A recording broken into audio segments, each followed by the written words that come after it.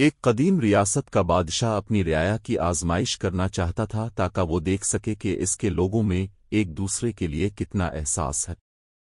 اس نے شہر کے بیچوں بیچ ایک بہت بڑا پتھر رکھوا دیا جس نے آدھا راستہ روک لیا اور خود قریب ہی ایک جگہ چھپ کر بیٹھ گیا۔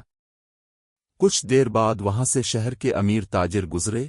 انہوں نے پتھر دیکھا اور بادشاہ کو برا بھلا کہنا شروع کر دیا کہ بادشاہ کتنا لاپرواہ ہے کہ راستے سے پتھر بھی نہیں ہٹوا سکتا، لیکن کسی نے اسے ہٹانے کی کوشش نہیں کی۔ پھر وہاں سے کچھ سپاہی اور درباری گزرے۔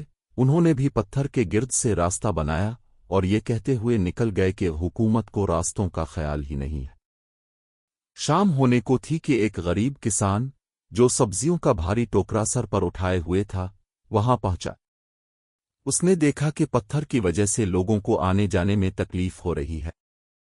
اس نے اپنا بھاری ٹوکرا ایک طرف رکھا اور پوری قوت لگا کر اس بھاری پتھر کو راستے سے ہٹانے لگا۔ کافی دیر کی محنت اور پسینے میں شرابور ہونے کے بعد آخر کار اس نے پتھر ہٹا دیا۔ جب وہ کسان واپس اپنا ٹوکرا اٹھانے لگا تو اس نے دیکھا کہ جہاں پتھر پڑا تھا وہاں ایک تھیلی پڑی تھی۔